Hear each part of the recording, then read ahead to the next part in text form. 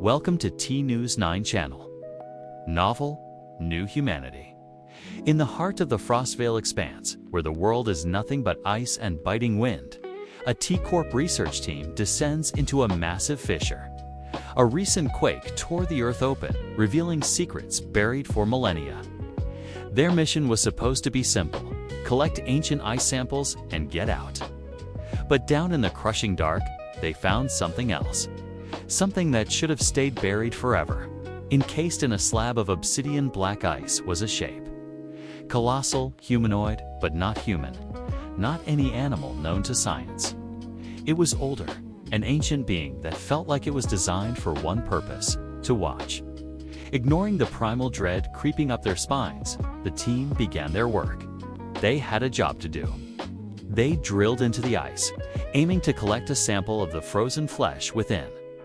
The moment the drill bit touched the creature, everything went wrong. The dormant virus locked inside the creature's cells awakened. Monitors back at the station screamed red. Biosensors went off the charts. But this was no ordinary pathogen. It didn't just infect. It reacted. It fed on the team's emotions. Their sharp, sudden fear. The rising panic, the anger at the failing equipment. The virus pulsed with their terror, growing stronger with every panicked breath. A frantic call was made to T-Corp headquarters. The station commander's voice was strained, reporting the impossible readings. The order from HQ was cold and immediate. Seal the site. Extract the specimen. Bring it to Astrohaven. The mission had changed. This was no longer about research. It was about retrieval. As the specialized transport team secured the block of ice and began their ascent, no one looked back. If they had, they would have seen the network of cracks spreading across the dark prison. They would have seen the impossibly ancient eyes of the creature within, slowly, deliberately opening. That very night, a sleek T-Corp transport jet cut through the sky, its precious, deadly cargo secured in the hold. Its destination: Astrohaven, the largest, most densely populated megacity on the planet. As the jet flew on, carrying a plague that fed on fear itself, the age of humanity was quietly, without ceremony, beginning to end. Today, we're unlocking the next chapter of the gripping saga, New Humanity. This is Chapter 2, The First Breach. Our story resumes aboard the transport vessel hurtling towards the gleaming metropolis of Astrohaven. Inside, a specialized containment unit holds the key to humanity's future or its downfall. Suddenly, a flicker, a minor system failure. The containment field drops for just 2 seconds. It's a tiny window, but it's more than enough. An invisible airborne virus seeps into the ship's closed-loop air system. The crew, unaware of the microscopic stowaway, feels nothing at first. Then, a strange, creeping chill runs down their spines. It's followed by a sudden, inexplicable rush of emotions. A wave of sorrow, a flash of anger, a surge of joy, all disconnected, all overwhelming. They shake it off, blaming the long flight, the recycled air. They have no idea that every breath they take is sealing their fate. The aircraft touches down smoothly at Celestia Terminal, the main gateway to Astrohaven. As the cabin doors hiss open, the city's pristine air mixes with the contaminated atmosphere from the ship. That's when it happens. One of the crew members, a young flight officer, is suddenly paralyzed by a tidal wave of pure, undiluted fear. It's a terror so profound it rewrites his very DNA. His eyes darken to pitch black. His muscles contort and twist, snapping bone and tearing flesh.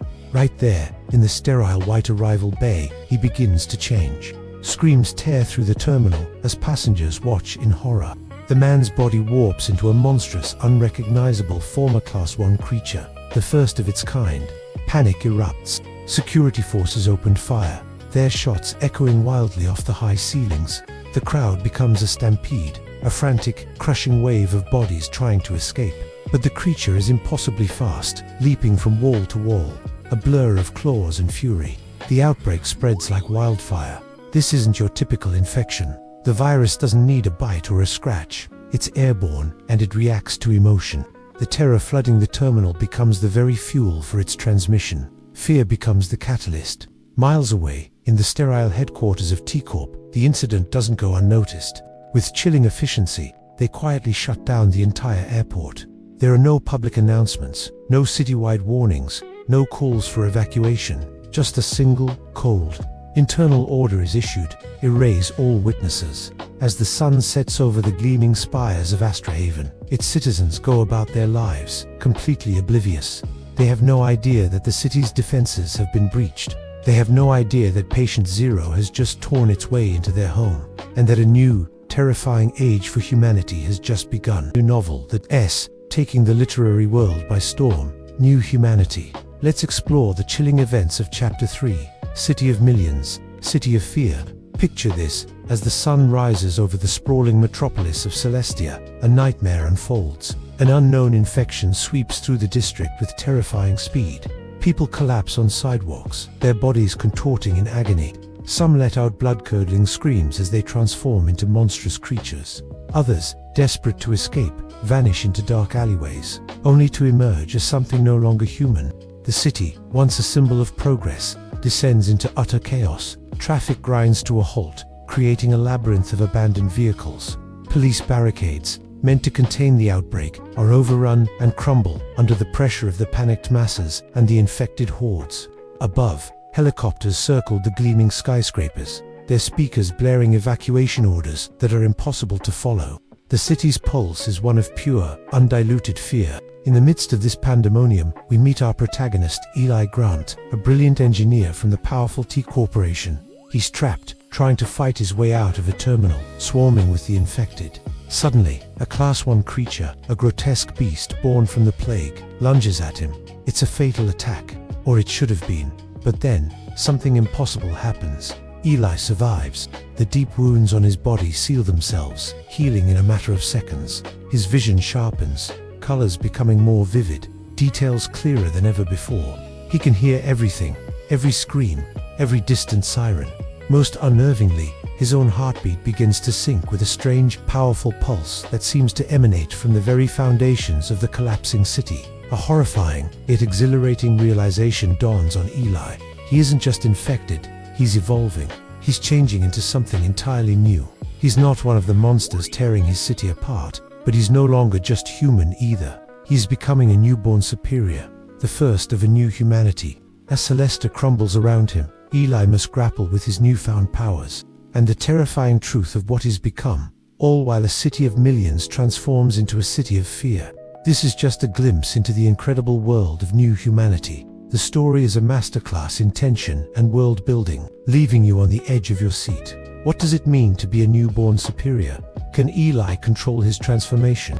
And what is the source of this mysterious citywide pulse? You'll have to read to find out. The novel New Humanity, with Chapter 4 titled The Lockdown. Imagine this. By midday, the sprawling megacity of Astrahaven is no longer a functioning metropolis. It's a scene of utter chaos. The heart of the city, Nova Square, is burning. Lumina Bridge, a major artery, is completely gridlocked with abandoned cars, a silent testament to the panic.